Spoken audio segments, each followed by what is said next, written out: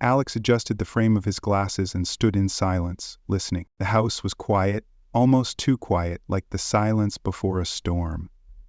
He moved soundlessly across the polished wooden floor, his footsteps muffled by the plush hallway runner. Every movement was calculated, every breath deliberate. He had told Katya he was leaving for a 2-day business trip, a standard excuse, the kind she wouldn't question. He even packed a suitcase, kissed her goodbye that morning and drove off, only to circle back after 20 minutes and park 2 blocks away. The house had remained empty for most of the day, as planned. By dusk, he had returned through the side door, bypassing the security system with the code she never knew he changed. Now crouched inside their walk-in closet, Alex blinked into the dim red glow of a recording light. The miniature camera was tucked between a row of her designer coats, its lens pointed toward the bed. A backup lens, smaller, nearly invisible, was embedded in the molding near the mirror. He had tested the angles. Every move would be captured. He sat cross-legged on the floor, his back against the wall, a bottle of water at his side. His phone was in airplane mode. No distractions. Only proof. The closet smelled faintly of her perfume, a soft blend of vanilla and white flowers. The scent clung to the air like a lie told too many times. Hours passed. Nothing. At 11:48 p.m. the lock clicked. He held his breath. Every nerve in his body tightened, but his expression remained flat, blank. She entered laughing, a soft giggle that turned his stomach. A man followed, taller, broad-shouldered, cocky in his stride. The tattoos on his forearm flashed briefly as he wrapped his arm around her waist. Igor. Alex recognized him from the gym, a passing acquaintance. He had never imagined him like this, shirt half unbuttoned, mouth pressed against Katya's neck. The camera kept rolling. Alex sat frozen, a predator in wait. His breath slowed. Not a sound. The only thing louder than their voices was the racing of his pulse, but even that he controlled. Katya moaned something unintelligible and they collapsed onto the bed. The sheets Alex had changed that morning. Her wedding ring, he noticed, remained on her finger. The recording captured everything, from the slow disrobing to the careless laughter, from Igor's crude jokes to the way Katya whispered, "He never makes me feel like this." Alex didn't flinch. He needed to see it, all of it, to burn away any doubt. And when it was over, when they fell asleep tangled in each other's arms, he didn't move. He simply leaned forward and whispered to the lens. Tomorrow, we press play. Sunlight filtered through the sheer curtains, casting soft gold across the kitchen tiles. Katya hummed quietly to herself, barefoot, delicate fingers slicing strawberries into a bowl. The morning air was filled with the scent of fresh coffee and a faint trace of the lavender detergent she liked. On the surface, everything was perfect. Domestic bliss, the illusion well maintained. She wore a pale blue robe tied loosely at the waist. Her hair, damp from the shower, fell in soft waves around her shoulders. She looked relaxed, radiant, the kind of woman who had nothing to hide. Alex entered the kitchen silently, as though just returning from his supposed trip. He placed his keys casually on the counter. She looked up, her expression lighting with well-practiced warmth. "There you are," she said with a grin. "Back so soon? I thought your train wasn't till the evening." "Wrapped up early," he replied, voice steady. "Figured I'd surprise you." Katya laughed, brushing a strand of hair behind her ear. "I like surprises." Alex studied her for a moment. Her eyes sparkled, clear as ever. She didn't know. She couldn't know. She poured him coffee and slid the cup across the island. "You look tired." "Didn't sleep well?" "Didn't get much rest," he said. "Long night." There was a pause. Just long enough for discomfort to flicker at the edge of her smile. "I missed you," she offered gently. He nodded once. "Yeah." She turned back to the counter, her back to him, unaware that his fingers now held the slim remote. The television in the living room was already unmuted, a morning news channel playing softly. Alex walked over and adjusted the volume. Click. The input source changed. Katya didn't notice at first. She was setting the table, distracted by her own rhythm.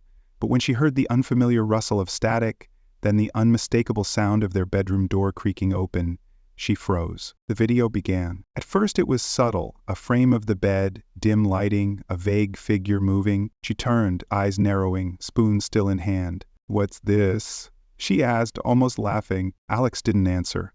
He didn't need to. The image on screen sharpened. Katya's voice, her laughter. Igor's silhouette stepping into the room, kissing her neck. Her entire body went still. The spoon dropped from her hand, clattering against the floor. Milk splashed onto her robe, but she didn't move to clean it. Her breath caught in her throat. On screen, Igor whispered something vulgar. On screen, Katya moaned in reply. "No," she said, barely audible. "What is this?" Alex stepped forward, calm, deliberate. He placed a manila folder on the table with slow precision. Thick, legal-weight paper clipped neatly together. The top page read, "Divorce agreement. You brought someone into our bed," he said softly. "So I brought the truth into our kitchen." She shook her head, blinking rapidly. "Alex, this isn't what you think." He looked at her. Really looked. "No," he said. "It's exactly what I think." The video continued in the background, unflinching. Katya stumbled toward the TV, fumbling with the remote, trying to stop it, her voice cracking. "Please," she whispered. "Let me explain." "You already did," Alex said. He tapped the folder. "This explains everything." She picked it up, hands trembling, flipping through the pages. Her eyes widened. His signature was already there. "Wait, Alex, please." She tried again, reaching for him. He stepped back. "You missed the moment I stopped loving you," he said flatly. "But don't worry. I saved the recording." Then he turned and walked toward the door, never once looking back. The last thing she heard was the click of the front door closing, and her own voice, echoing from the screen. "You'll be back tonight, right?" The door closed behind him with a soft click, but in Katya's ears, it might as well have been a gunshot. She stood frozen in the kitchen, still clutching the divorce papers. Her knuckles had gone white. The TV continued to play the footage behind her, filling the house with the sounds of betrayal. Her laugh, her moans, Igor's voice. The audio felt louder now, obscene, echoing in what used to be a safe, shared space. She turned toward the screen and with trembling fingers yanked the power cord from the wall. The screen went dark. The silence was immediate, but not comforting. It was the kind that settles after an explosion, dense with debris and unspoken things. Katya slumped into the chair Alex had been sitting in minutes ago. Her robe was stained with milk and strawberry juice. She didn't care. She stared at the folder on the table like it was radioactive. Every page inside was meticulous, deliberate. His handwriting, his calm signature, mocked her. She'd never seen him angry, not really. Alex didn't yell. He didn't break things. But today, he had dismantled her, and he did it without raising his voice. Across town, Alex drove. No particular destination. Just away. The streets were still half empty, the city not fully awake. His phone buzzed on the passenger seat. Once, twice, then again. He didn't glance at it. He felt a strange lightness. Not joy, not quite relief, just a weight removed. He had expected rage, regret, maybe even the urge to turn around and shout. But none of that came. What settled in was silence, and the realization that silence was power. For years he had suspected something was wrong.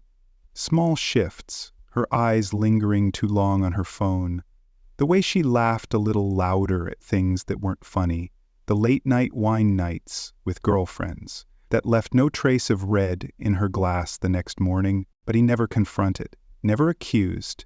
He observed, watched her spin her version of domestic bliss while quietly rewriting the script. Now, the play was over, curtains down, the truth performed on a screen she used to binge romantic dramas on.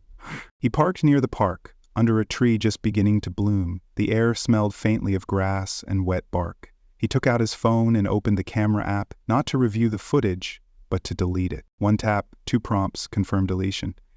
There was no need to keep it. He hadn't recorded it to replay. He'd recorded it to escape. Back in the house, Katya sat, unmoving. The sun had shifted. It now hit the floor at a sharp angle, cutting across the room like a blade. Dust motes floated lazily in the beam. The kitchen felt different, smaller, like a stage after the audience has gone home. She picked up her phone, 10 missed calls to him. No answer. She scrolled through her texts, her messages desperate. "Please, I need to explain. You don't understand." Each message more frantic than the last. Still no reply. She stood, crossed to the bedroom, barefoot, dragging her steps. The bed was unmade. The sheets still held the scent of the night before. Igor's cologne lingered in the air, now repulsive. She looked at herself in the mirror. The woman who stared back seemed older than yesterday. Not because of time, but because of exposure. She saw what Alex saw. Not just infidelity, but cowardice, smugness, a lie draped in silk. How had she underestimated him? She had always believed that if things got bad, she'd be the one to walk away. That Alex, with his patient silence and soft-spoken logic, would cling, plead. She thought she could manage the fallout, twist it into some story of miscommunication. But he hadn't argued. He hadn't begged. He had just shown her. Now Igor was calling. She let it ring. The sound of it made her stomach turn. What had seemed thrilling, secretive, new, now felt like rot. Igor was a fantasy made real, and in daylight, fantasies lose their shape. He wasn't home. He didn't care about the fallout. He didn't have a child with her, a mortgage, a 13-year-long shared life. He had been a glitch in the routine, but Alex had been the structure, and now the structure was gone. She looked around the bedroom. It had always been hers to decorate, hers to scent, the colors, the textures, the throws.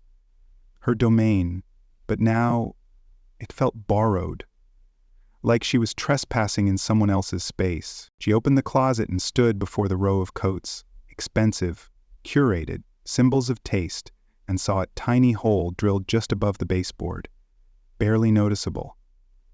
She stepped closer. That's where he had hidden the camera. She reached out, touched the spot, as if it might still be warm. He had planned this. He had watched, and he hadn't said a word. She sat back down, the folder still open on the table. The silence returned, thicker this time.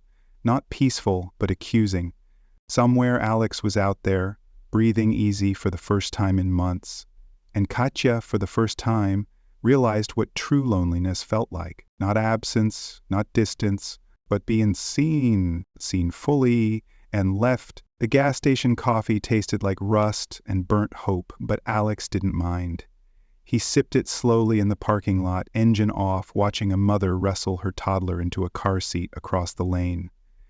For a moment, the ordinary weight of other people's lives washed over him like a wave he no longer had to stand in. He rolled the window down. The wind carried a mix of exhaust, cheap detergent, and early spring. This was the first morning in years he didn't have to check in. No polite text, no expected call, no shared calendar.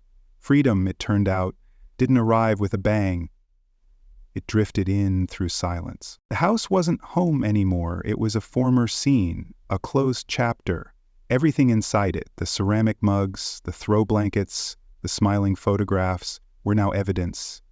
He wasn't interested in trial or testimony. The verdict was already delivered. He had packed what mattered last night. His laptop, a few clothes, 2 books, the camera. Not the footage, he had deleted that, but the device itself, like a blade, needed to stay close. A reminder, a token, like a scar that keeps you cautious. Alex pulled out onto the main road and took a route he hadn't used in years, one that cut through the older part of town. He passed by the bookstore where he and Katya had gone on their 3rd date. Back then she wore no makeup and spoke like she had nothing to prove. Now, he couldn't remember the last time she said anything without calculating its effect. He stopped at a red light. A father crossed in front of him, holding his daughter's hand. She wore a red raincoat 2 sizes too big, skipping, asking questions, tugging him along. The man looked tired, but happy. Present. Alex looked away. He didn't regret the marriage. That would be too simple. Regret implied mistake. And what he had with Katya wasn't a mistake. It was a long, slow lesson, the kind that takes years to teach, then punishes you for learning it late. He checked his phone, still nothing from her. Part of him had expected fury, a storm of calls, a desperate visit. Instead, silence. Maybe she finally understood there was nothing left to salvage. He stopped at a hotel on the edge of the city. Business stipend, anonymous, perfect. The woman at the front desk gave him a key card and a gentle smile. He nodded, no words. In the room, he didn't turn on the lights right away. He sat by the window, watching the skyline fade into dusk. The city looked different from here, distant, soft around the edges like a memory losing focus. He powered on his laptop and opened a blank document. No title, no formatting, just a blinking cursor. For the first time in months, he didn't feel the weight of pretending, the compulsion to hold his face still while the world tilted. He let the silence speak. He wrote one line, "I stayed long enough to be sure." Then another, "She looked at him the same way she used to look at me. That's how I knew it was over." The words came slowly but steadily. He didn't want to tell a story. He wanted to document the death of a feeling, to leave it somewhere outside himself. He closed the laptop and lay on the bed fully clothed. The room hummed with the low noise of the city, a siren, a passing truck, a dog barking somewhere. He thought of Katya. Not her betrayal, not the sex, but her silence after the reveal, the way she froze, not with guilt, but calculation. She had been caught, and still tried to manage the narrative. That's when he realized she was never afraid of losing him, she was afraid of losing control, and that's what he'd taken back. The ability to decide when the story ends. He turned to his side and stared at the wall. No photos, no trace of the life he'd just left behind. Tomorrow he'd sign the final papers, email his lawyer, move his things to a friend's spare room. He'd go back to work, return to his routine. But tonight was his alone, not as a victim, not even as a survivor, as a man who finished what he started. And for the first time in a long time, Alex slept without locking the door. The wheels of the car hummed beneath him as Alex merged onto the highway. Morning light streamed through the windshield in soft streaks, catching the dust on the dashboard and scattering it like forgotten memories. He didn't glance back. The rearview mirror reflected only sky. The house was behind him now, physically, emotionally, completely. In the passenger seat sat a small black case, the camera. No longer recording, no longer needed, just an object now, an artifact, the thing that changed everything and now meant nothing. Alex reached a rest stop just outside the city limits. He pulled over beneath a maple tree, the first buds of spring just beginning to show. He stepped out of the car, stretched, and opened the back seat. Inside, 2 suitcases, a garment bag, and a box of books. Everything else he left behind. The furniture, the shared photos, the carefully curated life. Let her keep it. He didn't need things. He needed space. He walked to a nearby trash bin, opened the camera case one last time, and stared at the device. For a moment he hesitated, not out of sentiment, but out of respect. It had done its job. It had been patient, just like him. Then, without ceremony, he dropped it in. It hit the metal bottom with a hollow clang. Final. He didn't look twice. Back on the road, music filled the car for the first time in weeks. Not somber, not vengeful, just instrumental. Piano and strings flowing like a river that had been waiting for the dam to break. Katya somewhere would be sitting in the stillness he left behind, surrounded by the echo of her own voice played back to her. What she'd chosen, what she'd risked, what she lost. Alex knew she'd try to spin it, to herself, maybe to others. But the footage had stripped away the illusions. There were no blurry lines left, only clarity, cold, perfect clarity. He arrived at the lawyer's office just after 9. The receptionist offered him coffee, which he declined. The papers were ready, as promised. He read every line, then signed. No emotion, no pause. Just ink on paper. When he walked out of the building, a breeze cut through the early spring warmth. It carried no scent of her. No trace. By noon he was driving along the coast, the ocean opening up beside him in waves that glittered under the sun. He rolled down the window. The wind hit his face. Clean. Honest. He pulled over at a scenic overlook, stepped out, stared at the water, and smiled. Not because he was free of her, because he was finally full of himself again. He pulled out his phone and typed a message. Not to Katya, not to anyone he knew, just a line in his notes app, like a seal at the end of a chapter. Some endings aren't explosive, some just click shut like a door that will never open again. He saved it, closed the app, and slipped the phone into his pocket. Then, as if on cue, a seagull cried in the distance, cutting the silence wide open. Alex turned away from the edge, back to the road. The camera was gone. The house was behind him. The evidence had served its purpose. Now came the life that didn't need to be recorded, only lived.